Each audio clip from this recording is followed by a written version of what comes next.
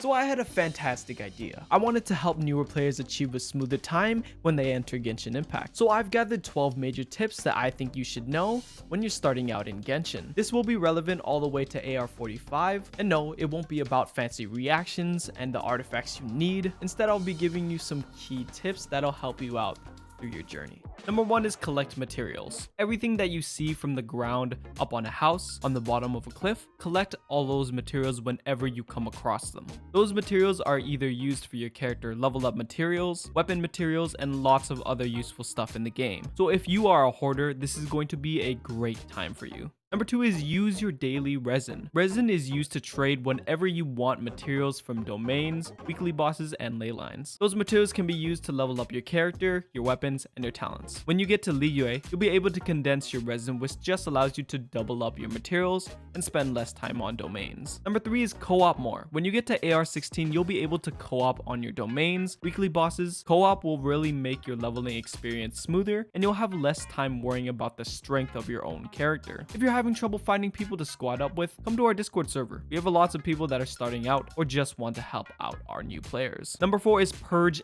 everything that you see. If you see a gang of Hilichurls, Ruin Guards, Treasure Hoarders, Fatui, remember to destroy them and collect their materials. Again, these are for your characters, and in the future, you're gonna need a lot of these materials. Number 5 is to travel. Traveling is the key component, and it's probably the most exciting part about this game. Some specifics are to collect your waypoints, unlock your domains, and collect those random treasure chests that you see whenever you get the chance. Number 6 is be prepared for the next areas. Now, every time you progress and your adventure rank goes up, the difficulty will get harder, and the next few tips are some ways you can prepare for the dangerous journey ahead. One big tip: you're gonna hit a point in level where you're gonna be able to do your ascension mission and increase your world level. Make sure you're prepared when you do this, because it will make the enemies have more health and deal more damage. If you found that it might be too difficult for you, you're able to lower your world level a level down so you can slowly increase the difficulty when your characters get stronger. Number 7 is focus on character level, weapon level,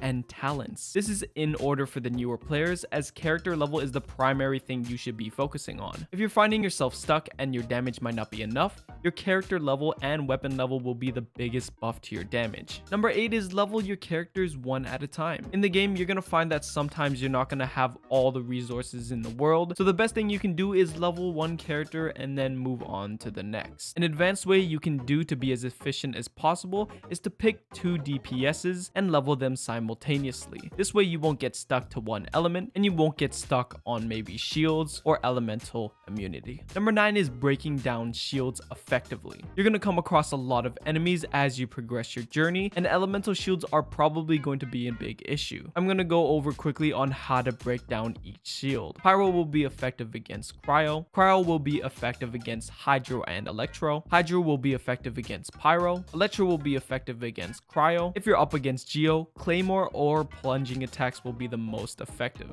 A more advanced tip is if you have an Anemo unit, you'll be able to swirl the corresponding element, and you'll be able to break the shield down even faster. Number 10 is wish for your favorite characters. Starting out, as long as you find a reliable DPS, you can basically play any character. Also find a playstyle that you'll really enjoy, and here on our channel we will be covering a bunch of fun team comps that do have a decent power level as well. If you feel like you don't have any strong characters early on, a really strong and underrated character you will get early on is Kaya. Even though he is a free 4-star, he is exceptionally good early game, breaking down Hydro shields, low cooldown on a skill, and just has a really useful burst. He's also really fun when you get to the end game. You will also get access to Shungling, and that is a really good choice as well. Number 11, and a big tip and warning I have for you, is to not main Electro early on. And this is because of one major thing. When you get to Inazuma, you are going to have a huge difficulty spike, and the last thing you want to do is spam Electro onto an Electro shield. Having strong Cryo and Pyro units will be the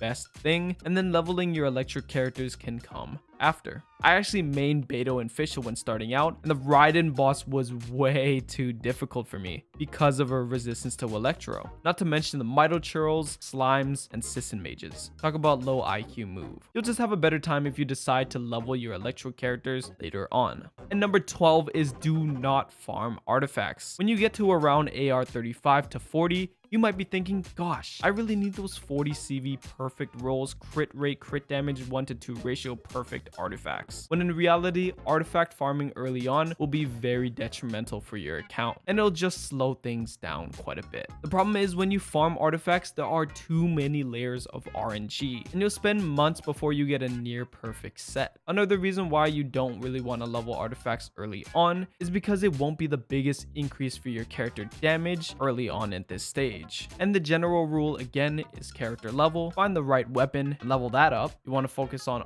talent upgrades and then move on to your next favorite character. And then when you have a full working team, that will be a good time to find artifacts. Artifacts is something that is only really important later on when you want to min-max your characters. So I suggest having fun exploring and investing into your favorite characters one by one.